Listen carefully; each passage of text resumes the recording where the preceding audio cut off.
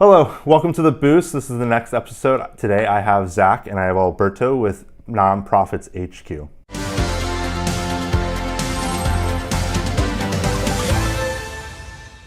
All right, welcome to the podcast and The Boost. I know you guys have been around Geekdom for a little bit. You've been talking, and I've talked to you, Zach. I've talked to you a little bit, Alberto, around here. But I want to learn a little bit more about Nonprofits HQ. How did it get started, and kind of what are your guys' background? Yeah, definitely. First, thanks so much for having us. We love opportunities like this to kind of talk about what we're doing and the types of stuff that we're working on.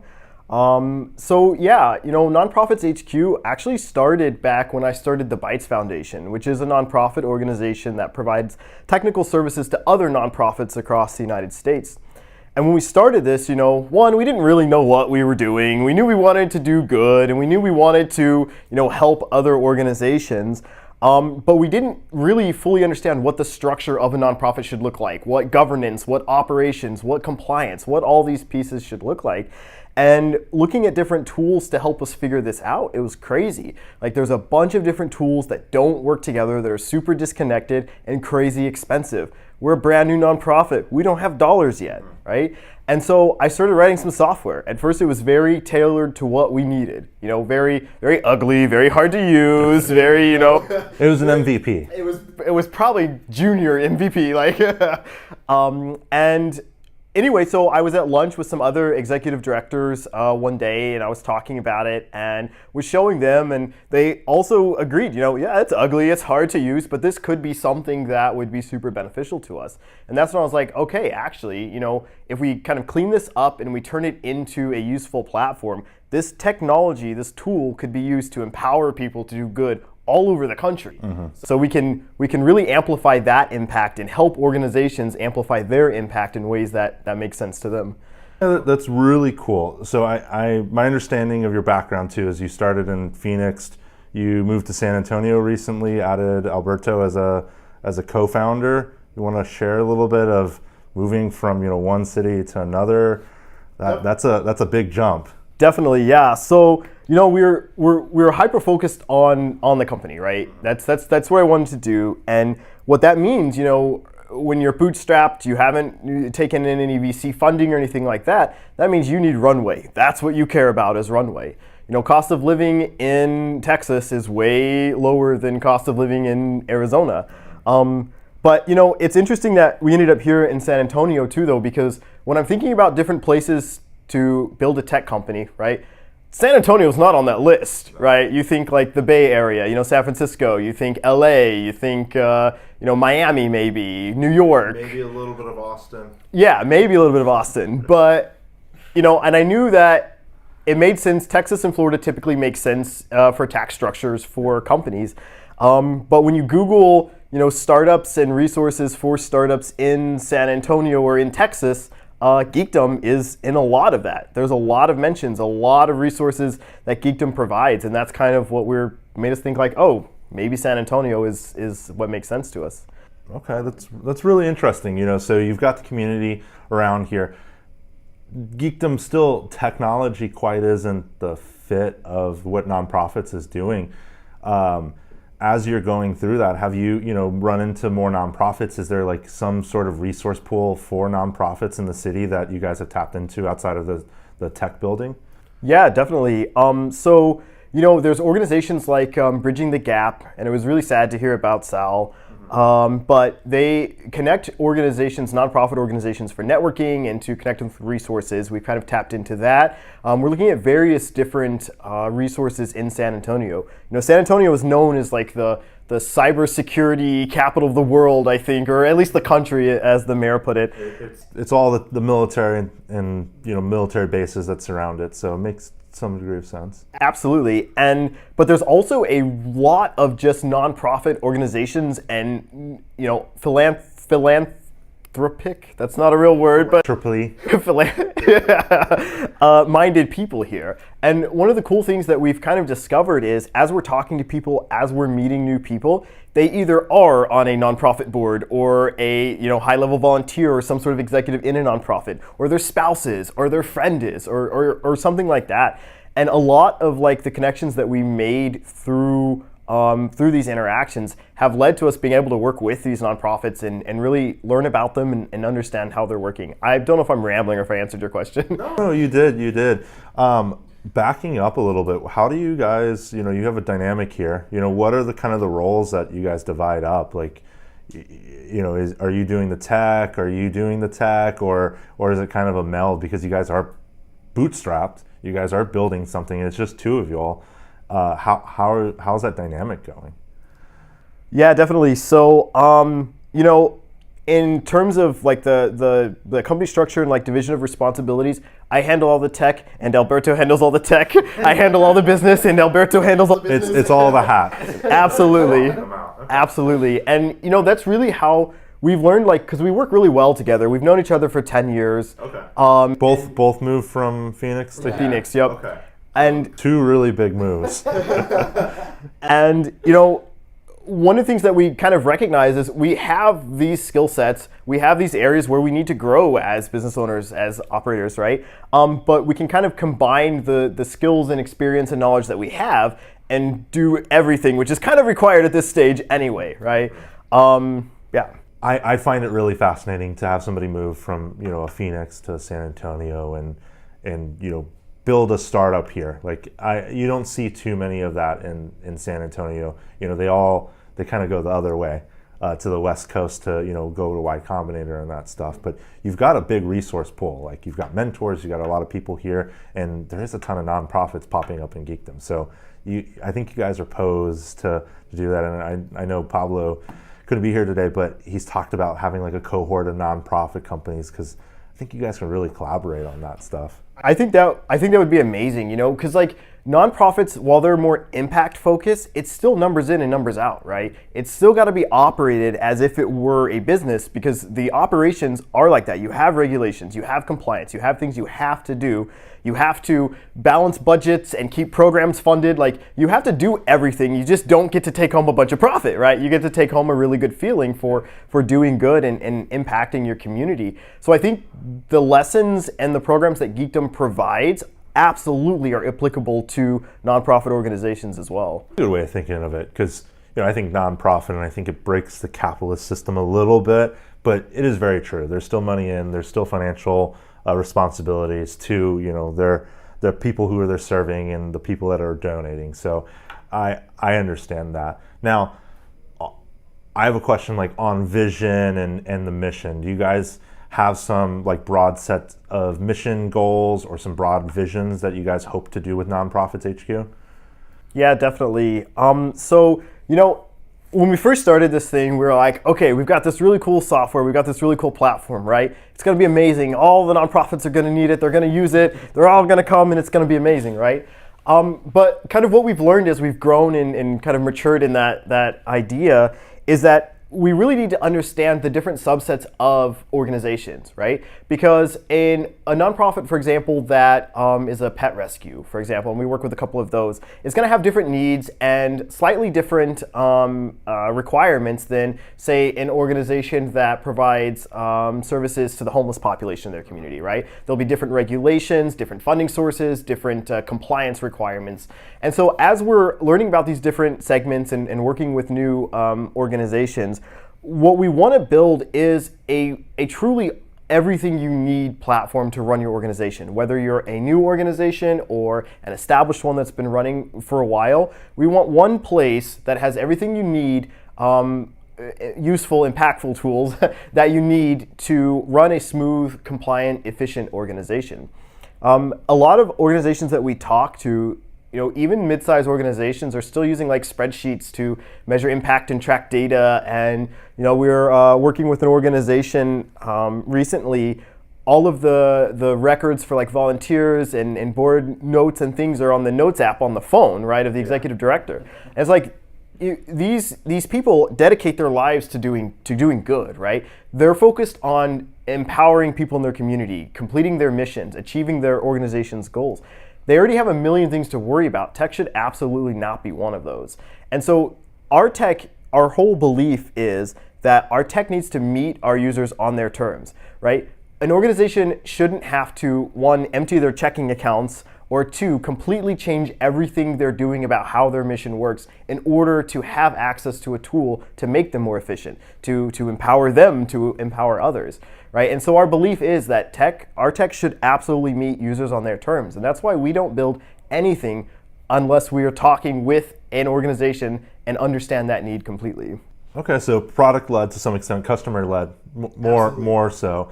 I like what you said, though, that tech kind of blends into it, that you're a platform that's helping the nonprofit. The technology is a core part of it, but in the end, it's just something that's a little bit nascent to them. Like, they're using it, they're helping being more compliant, and the mission there is just to make better run nonprofits. Absolutely. Right. Absolutely. I know you touched on it a little bit. Any like other success stories, like have any nonprofits, had compliance issues and then went to being compliant with y'all? Yeah, so we're still pretty early stage, right? So in terms of, our official launch date is May 1st, right? So we could complete a program. Beta, okay. Yeah. So we successfully completed a beta program and have solidified the platform based on that feedback with a handful of organizations, and have begun making sales and onboarding new customers. So it's a little early to say, complete turnaround, right? No compliance works that fast. But I will say, a lot of the organizations we talk to, a good example of one of our partners is, and I want to highlight that they're partners, they're not customers, right? And this kind of goes back to that customer-driven product roadmap, right?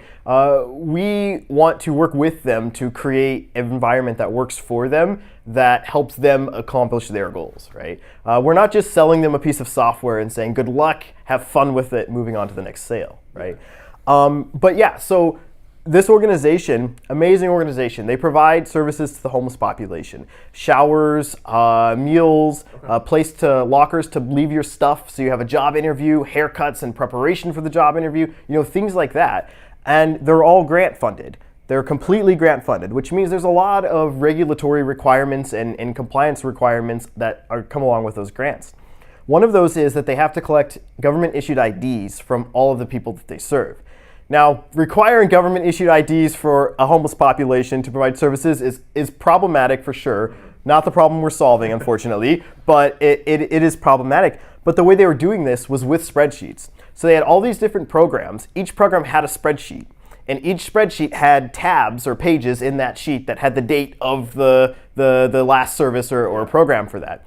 And so the way they were doing this is they would take the ID and they would search, Command F, and search in the spreadsheet for the ID number or the name or some piece of information on that. If they couldn't find it, they'd add a new row and fill it in. If they could find it, they would mark that, check the little box that they were good. And there's several problems with that. Because one, you can't really draw easily insights on that data. You can't reliably track what your actual impact is. How many people did you actually serve? What services did you actually provide? This grant, their main funding source had requirements that a specific person could only receive that service within so many times within a period, things like that. So there's no way that they were able to really reliably understand and demonstrate what it is that their organization is doing. And they're actually the organization we worked with to build what is the impact product on our platform. The benefit of a unified platform is all of the data is there. Right? All of the data happens. So insights and impact and reporting, all of that just happens for these organizations.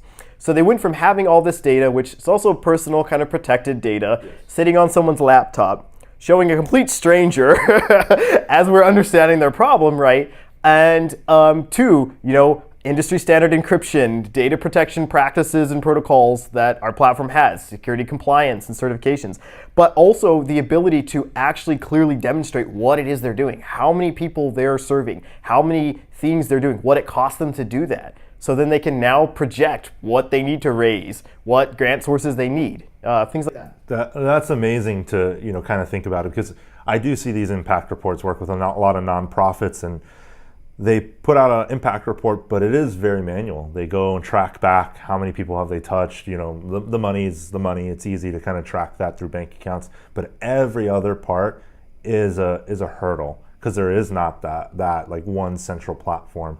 But I'm really interested in the fact that not only is it an impact report, but you've got this PII that's being protected, and then you've also got the ability to kind of like pull some information to say, what is our financial health? How do we go raise for that? And I think that as a core feature is impact report goes and helps raise money.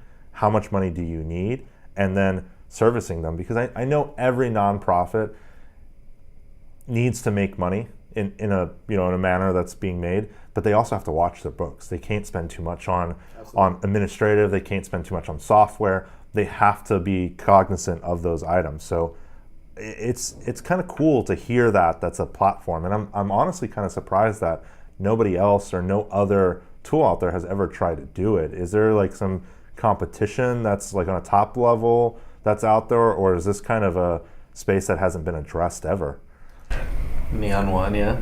Yeah, so I would love to say that nobody has ever thought of this, and we're innovative trailblazers. It's not always the first to market. It's sometimes the most well executed. Absolutely, and so like there are competitors. So like for example, one of the problems that we're solving is the disconnection between these tools, right? You can go buy a fundraising platform. You can go buy a volunteer staff management platform. You can go buy a CRM for manage your contacts.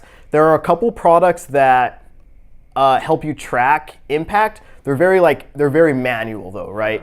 And it's still like exporting these datas, and then it's a very manual process to generate these impacts.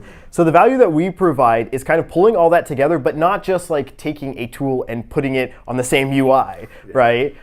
Really making them work together to help the organization achieve their goals. Now there are some competitors that are very similar to what we're doing in this space.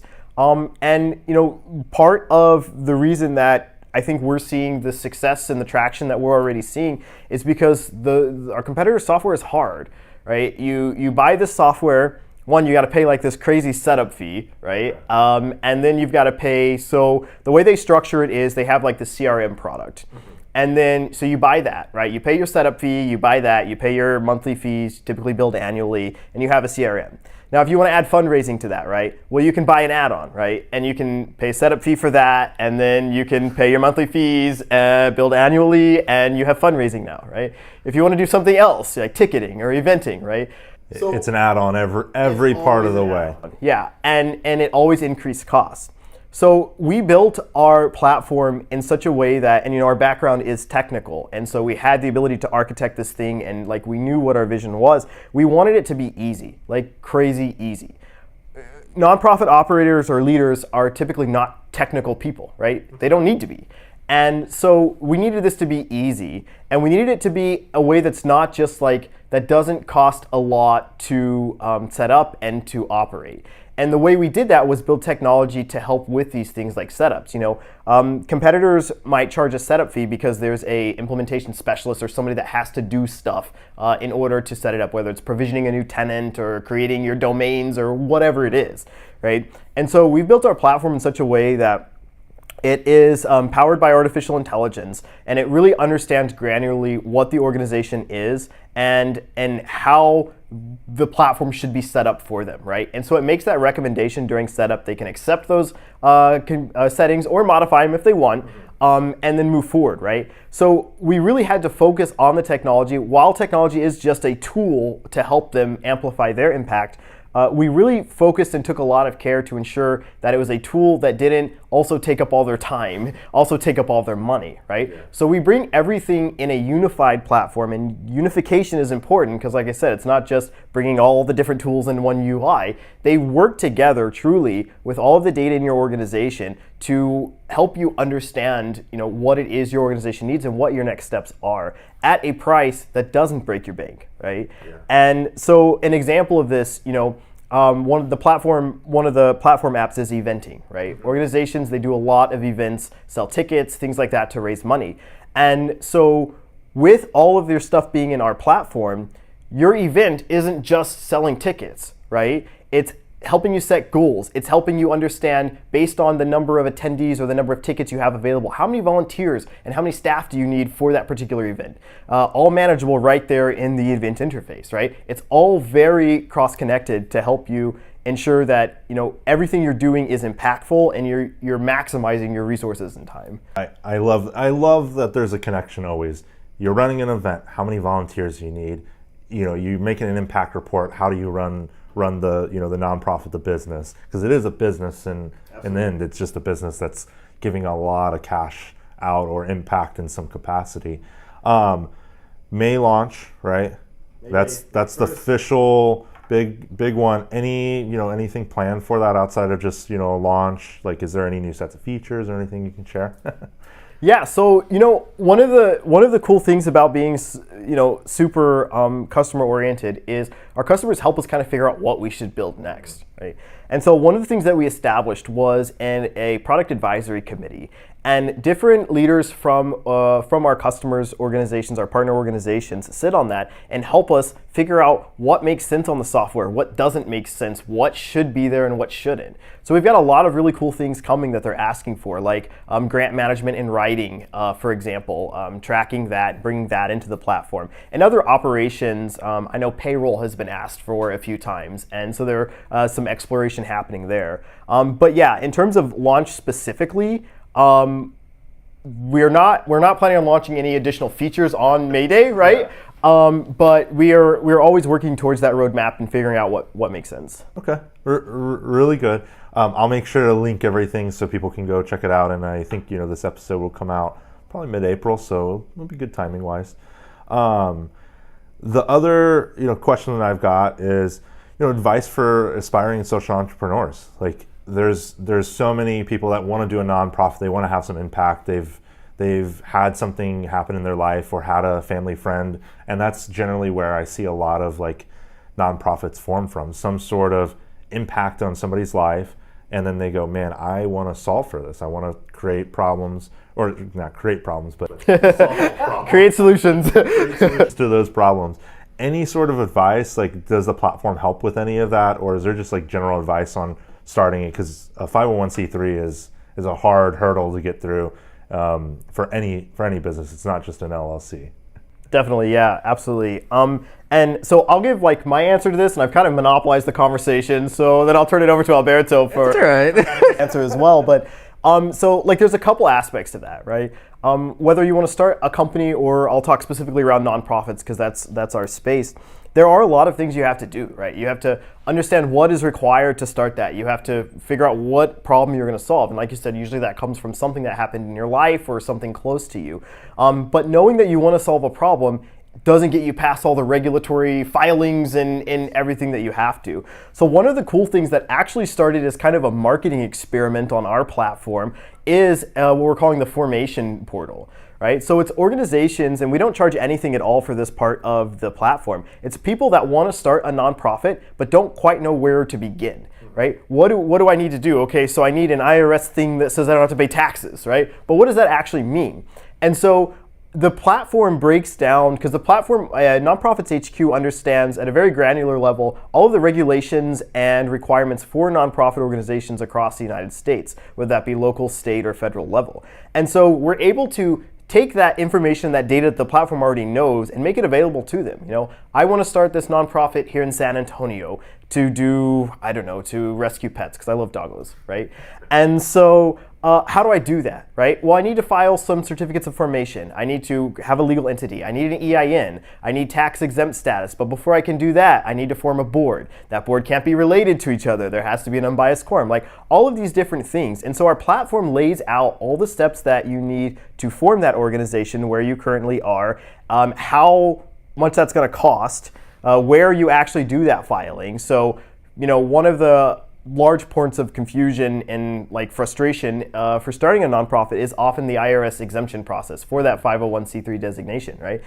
They have a few different options. You can use the easy form, where it's a much faster process. You don't have to supply nearly as much information, but then you're restricted to raising not more than $50,000 in your first 3 years. Or you can, but that cost is like $250, I think, and you usually get that designation in a few months. Or you can do the long form, the 1023 long form, which is like $600, and you have to submit operating budgets, and it's a very long process because they're not spot checked, they're fully vetted on each of those applications, because the IRS is very concerned with financial misconduct, which can happen in nonprofit situations. And so there's all these different options. Most people, when they want to start an organization, they don't know, one, that they should think about those things. They don't know how they should approach those things. And so our platform, we have all that anyway. So we just made it available to these organizations or these people that want to start organizations. And like, you know, even if you know, okay, I want to do this and I know I need to file a 1023 form, where do I do that? What is it going to cost me? Yeah. So our platform has videos kind of explaining each of those steps in, you know, simple terms, easy to follow terms, quick bite-sized videos, and it links you directly to the portals you need to pay the IRS, to file the forms, to file with your Secretary of State in whatever state you're in, those types of things.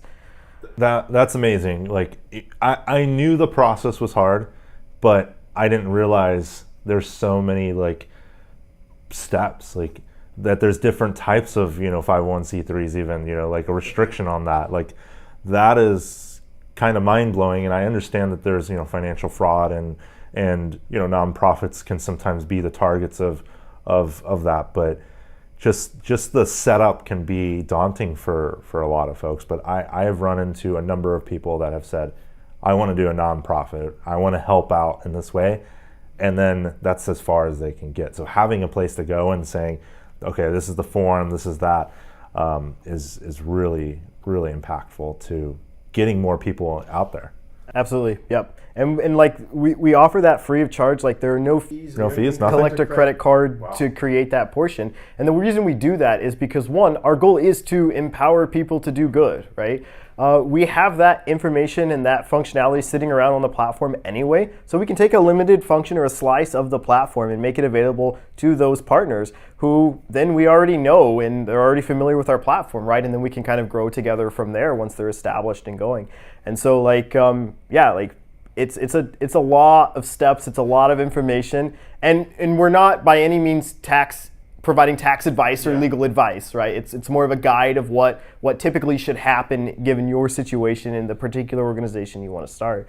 But yeah. Very cool. Anything else you guys want to share? I mean, you said all. You said it all. Yeah. So, you know, I think there's a lot of opportunity to bring tech and social good together, and that intersection is really what we're hyper focused on. And I think, you know, there are a lot of focus on these high markets with, like, you know, multi-trillion-dollar TAMs, for example, high market sizes, because of the returns on those are going to be much higher. But I think if we can focus on bringing useful technology and creating equitable access to tech for the folks that dedicate their lives to doing good, we can not only build a platform that is easy and nice to use and helps them be more efficient and compliant, but we can actually directly impact the goodness in the world, right? And so we're hyper focused on that, and I think more people need to, you know, think about their nonprofit organizations, how they're running it, ensure that they're compliant, because it doesn't matter now when you are raising, you know, a few $1,000s maybe a month, but when you start going after these grants and when you start really needing to bring in those dollars to further your mission, you're going to look back and you're going to wish you had something in place, because every bit of your financial data is now, you know, taken into consideration for what you want to do. Yep, and it's all very public, you know. So I'm rambling. I had a point and then I lost it. All good. Well, I really appreciate you guys coming on and sharing what you're doing. I'll put in the show notes for everybody the Nonprofits HQ.